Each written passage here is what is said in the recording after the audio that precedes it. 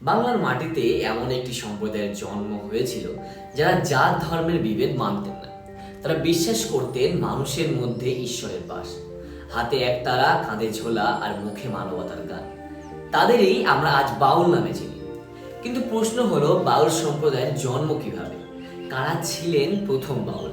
আর কিভাবে বাংলার একটি লোকধারা বিশ্বজুড়ে পরিচিত হয়ে উঠল? আজকের উৎপত্তি নিয়ে ইতিহাসবিদদের মধ্যে অনেক একাধিক মত রয়েছে। একটি মত অনুযায়ী শব্দটি এসেছে সংস্কৃতি বাতুল থেকে, যার অর্থ ঈশ্বর প্রেমে উন্মত্ত বা সংসার বিমুখ মানুষ। অন্য একটি মত অনুযায়ী শব্দটি এসেছে ব্যাকুল থেকে, অর্থাৎ যিনি সত্য ও সৃষ্টিকর্তার সন্ধানে ব্যাকুল। যদিও সুনির্দিষ্ট কোনো প্রমাণ নেই, অধিকাংশ গবেষক মনে করেন এই দুই ধারণায় বাউল দর্শনের সঙ্গে সম্পর্কিত। ইতিহাসবিদদের মতে বাউল সম্প্রদায়ের বিকাশ শুরু হয় আনুমানিক ৫ম থেকে ৭ম শতাব্দীর মধ্যে বাংলার গ্রামীণ সমাজে। সেই সময় বাংলায় একাধিক বৈষ্ণব ভক্তি আন্দোলন, অন্যদিকে সুফি সাধকদের প্রভাব দ্রুত ছড়িয়ে পড়েছিল।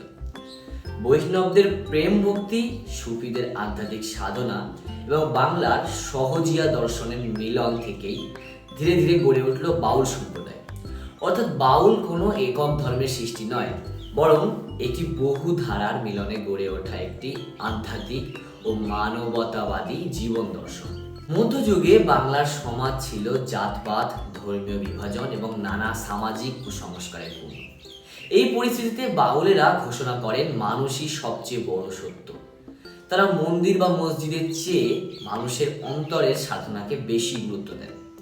এই চিন্তাধারা সাধারণ মানুষের মধ্যে দ্রুত জনপ্রিয় হয়ে ওঠে। অষ্টাদশ এবং ঊনবিংশ শতাব্দীর বাউল সম্প্রদায় নতুন পরিচিতি পায় লালন ফকিরের হাত ধরে।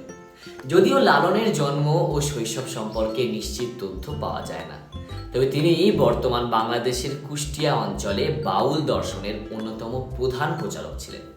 তিনি জাতপাত, ধর্মীয় বিভেদ ও সাম্প্রদায়িকতার বিরুদ্ধে আজীবন গান লিখেছেন। তার গান বাংলার লোক সংস্কৃতির ইতিহাসে এক নতুন অধ্যায়ের সূচনা করে। বলা হয়, ব্রিটিশ শাসন আমলেও বাউলরা গ্রাম বাংলায় ঘুরে ঘুরে গান গেয়ে তাদের দর্শন প্রচার করতেন। তাদের জীবন ছিল অত্যন্ত সহজ সরল। তারা গ্রামে গ্রামে ঘুরে মানুষের কাছে থেকে অল্প দান নিয়ে জীবনযাপন করতেন এবং গান ও সাধনার মাধ্যমে মানবতার বার্তা ছড়িয়ে দিতেন। এবং এই বাউলের বিষয়ে রবীন্দ্রনাথ ঠাকুরের অবদান অনেকখানি। বাউল গানকে বিশ্ব দরবারে পরিচিত করার ক্ষেত্রে গুরুত্বপূর্ণ ভূমিকা পালন করেছিলেন রবীন্দ্রনাথ ঠাকুর।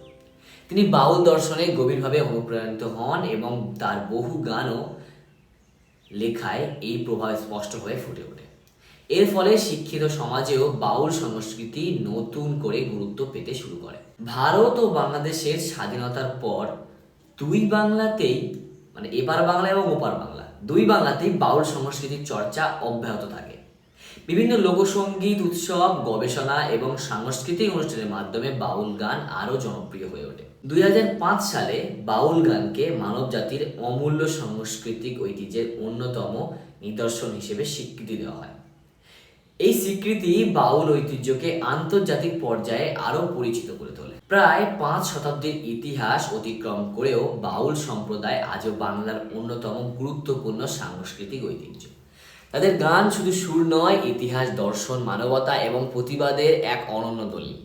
আজকের ভিডিওতে যদি ভালো লেগে থাকে তাহলে অবশ্যই লাইক করুন, শেয়ার করুন এবং বাংলার ইতিহাস নিয়ে এমন আরও ডকুমেন্টারি দেখতে আমাদের সঙ্গে থাকুন।